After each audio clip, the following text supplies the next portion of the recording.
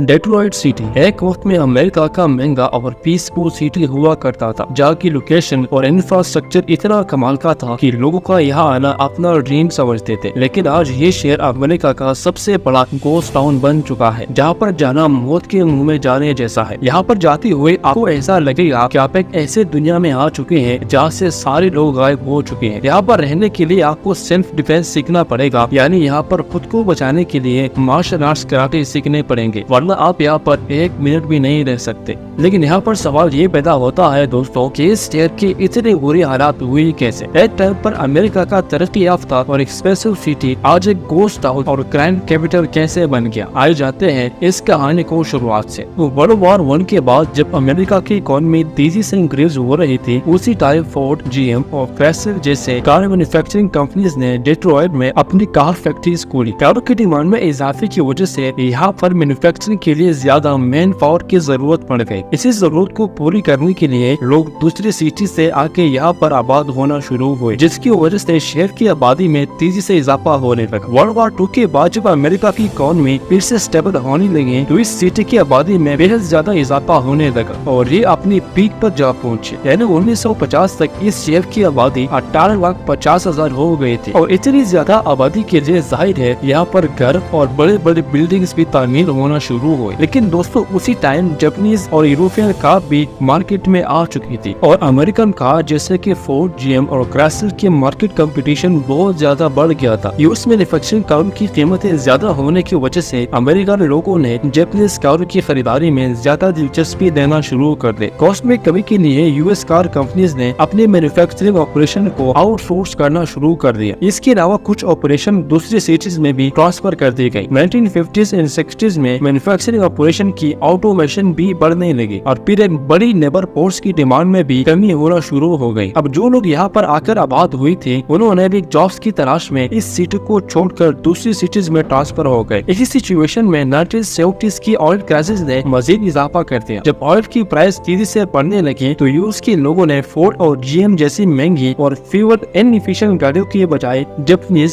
सस्ती और fuel efficient कारें खरीदना शुरू कर दी। और जब फोर्ड और जीएम ने अपना बिजनेसेस बंद होना शुरू कर दी, तो यहाँ आबाद लोग भी इस सिटी को छोड़ने लगे। इसके अलावा दोस्तों डेट्रॉइट सिटी की आबादी में कमी का सबसे बड़ी वजह यहाँ के बढ़ती हुए क्राइम्स भी है। इन क्राइम्स ने भी घर और प्रॉपर्टी के अबॉन्डनमेंट में भी एक किरदार अदा किया। जब भी किसी सोसाइटी में फाइनेंशियल क्राइसिस आता है, तो लोगों को अपने जॉब से हाथ धोना पड़ता है। एक वक्त में डेट्रॉइट में क्राइम्स इतना बढ़ गया था कि इसे क्राइम कैपिटल कहा जाने लगा। बढ़ती हुए क्राइम की वजह से बहुत से शहरियों ने इस सिटी को छोड़ना शुरू कर दिया। डेट्रॉइट में हालिया क्राइम रेट भी 60 क्राइम पर 1000 रेजिडेंट्स है, जो कि अमेरिका की नेशनल एवरेज से भी 3 गुना ज्यादा है। इन सब के बावजूद सिटी में टैक्स कलेक्शन बहुत कम हो गई। टैक्स में कमी की वजह से सिटी के इम्पोर्टेंट पब्लिक इंफ्रास्ट्रक्चर को मेंटेन रखना बहुत ज्यादा मुश्किल हो गया और दूसरी पब्लिक सर्विसेज जैसे कि हेल्थ केयर और सिक्योरिटी सेक्टर भी मुतासिर होना शुरू हो गए। जैसे जैसे डेट्रॉइट से लोग जाने लगे, तो नए लोगों के लिए भी ये सिटी ज्यादा अट्रैक्टिव नहीं रहा और इसके साथ प्रॉपर्टी की वैल्यू गिरना शुरू हो गई। जो लोग अपने घर बेचकर यहाँ से जाना चाहते थे, उन्हें भी अपने प्रॉपर्टी को सोल्ड करने में मुश्किलात पेश आने लगी। ऐसे में बेशुमार लोग अपने प्रॉपर्टी को छोड़कर यहाँ से चले गए और फिर